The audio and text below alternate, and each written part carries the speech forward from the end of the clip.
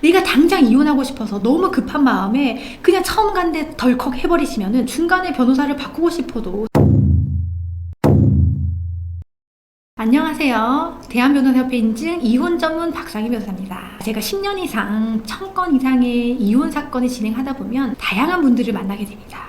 오늘은 내가 이미 다른 변호사한테 사건을 진행하고 있는데 변호사가 마음에 안 든다. 그래서 변호사를 바꾸고 싶은데 어떻게 하면 좋겠느냐 라고 물어보시는 분들을 위해서 영상을 준비했습니다.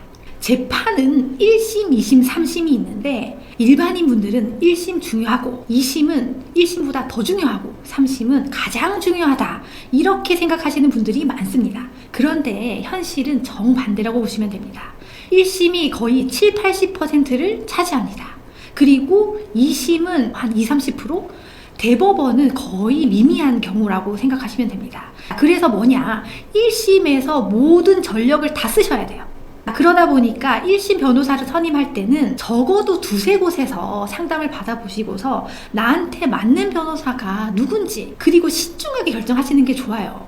내가 당장 이혼하고 싶어서 너무 급한 마음에 그냥 처음 간데 덜컥 해버리시면은 중간에 변호사를 바꾸고 싶어도 사실 그게 참 어렵습니다. 상담을 가셨을 때는 나랑 변호사랑 케미가 얼마나 잘 맞는지를 보셔야 돼요. 예를 들어서 저 같은 경우는 당사자랑의 소통을 좀 중요시 여기는 편이거든요. 그래서 매번 재판할 때마다 당사자분이랑 어떻게 진행하는 게 좋을지를 계속 의논하는 편이에요. 그래서 당사자가 귀찮을 수도 있지만 제가 봤을 때 이게 후회가 없더라고요.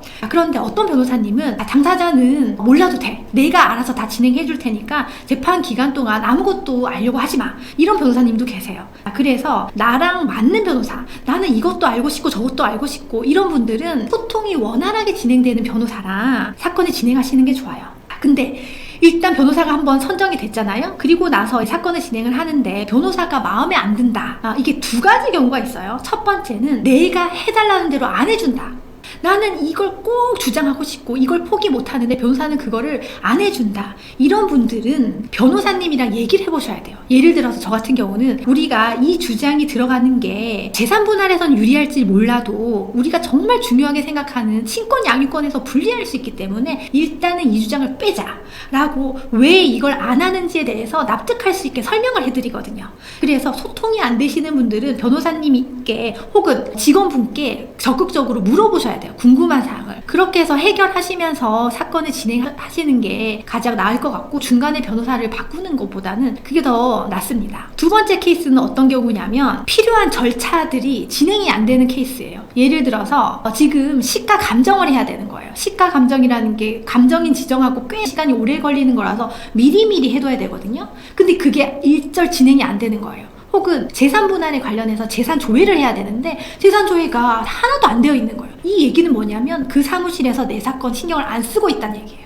그래서 이때는 돈이 아깝긴 해도 새로 변호사를 선임하셔서 1심에서 아주 탄탄하게 내가 하고 싶은 주장을 전부 다 하시는 게 굉장히 중요합니다. 그래서 소송 중에 변호사를 바꿔야만 하는 경우, 바꾸지 않고 좀 부족한 부분을 보완하고 진행하는 경우, 이렇게 두 가지로 설명을 드릴 수가 있을 것 같아요. 그리고 1심이 끝났어요. 1심이 끝나고 나서 항소심에서 새로 변호사를 선임할 때는 기존에 하셨던 분한테 하셔도 되고, 아니다, 내가 이번에는 조금 다른 방식으로 시도해보고 싶다 하시면은 제가 말씀드린 것처럼 두세 군데 사무실을 가셔가지고 내가 원하는 1심에서 좀 미흡했던 부분을 잘 해결해 주실 수 있는 분을 찾아가시는 게 좋겠습니다. 오늘은 여기까지 하겠습니다.